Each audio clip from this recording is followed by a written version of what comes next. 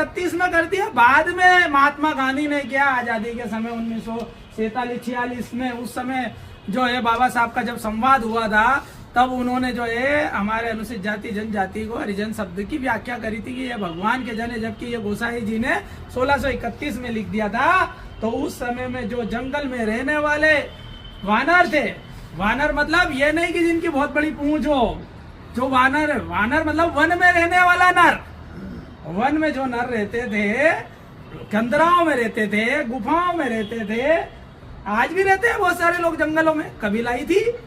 तो उस समय जो रहते थे उनको वानर कहा गया। उन्होंने प्रभु राम की सेवा करी, वो अनुसूचित जाति जनजाति से आते थे। उसका दूसरा उदाहरण महाराणा प्रताप जी। जब महाराणा प्रताप को हम पढ़ते हैं, काय में पढ़ते हैं, जब छोटी कक्षाओं में रहते हैं, तो उन्होंने घास की रोटी खाई। तो एक आदि राजा का नाम बताओ किसके साथ खाई भाई, बताओ एक आदि राजा का नाम याद है क्या? उनके साथ कोल, भील, आदिवासी, वनवासी और हमारे अनुसूचित जाति के लोग थे। उस बुरे समय में महाराणा प्रताप जी के साथ भी कौन थे? हमारे अनुसूचित जाति वर्ग के लोग।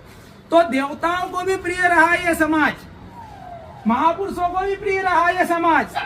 कालांतर में गंदे लोग भी आए। अच्छा ये बताओ, राक्षस और निशाचर की व्याख्या क्या की जा सकती? बुरे लोगों से ही की जा सकती ना। तो वो राम के समय भी थे कि नहीं? कृष्ण के समय भी थे कि नहीं? तो वर्तमान में भी होंगे, उसमें क्या आश्चर्य की बात? तुम कोई देवता उनसे बड़ा थोड़ी हो भाई, तुम उनसे बड़ा थोड़ी हो। उन्होंने यज्ञ नहीं करने दिया, हमारे को दर्शन नहीं करने देते,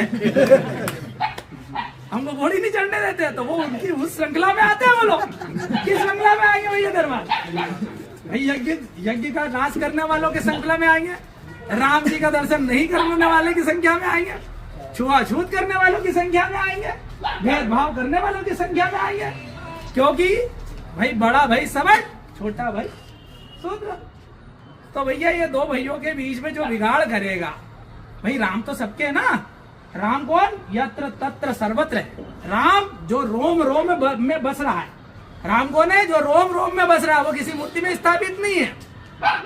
राम यदि साधारण इंसान है तो तुम्हारा, और ईश्वर है तो हमारा, है ना। राम साधारण आदमी नहीं है, उस पर किसी एक व्यक्ति का हक नहीं है, क्योंकि उसने तो इस संसार को उत्पत्ति किया है। उसने इस संसार की उत्पत्ति करी, पालन किया, सृजन किया, वो ईश्वर है। उसने कभी तुम में भेदभाव नहीं किया।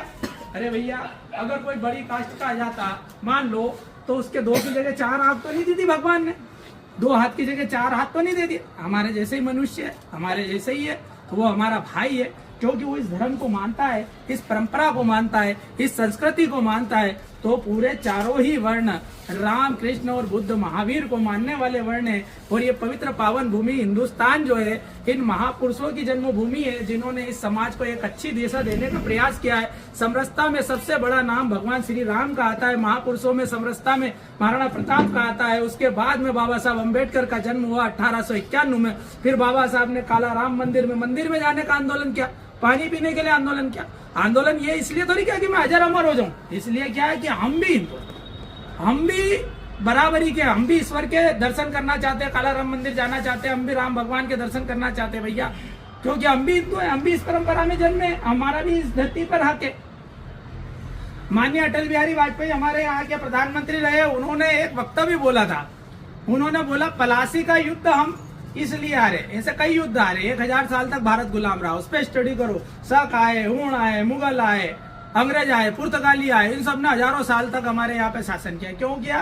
क्योंकि हम सब जाति भेद में, वर्ण भेद में बटे हुए थे, इसलिए बस करा शासन। क्योंकि अगर सब एकजुट हो जाते तो शासन उन लोगों का नहीं होता, हमारा ही होता।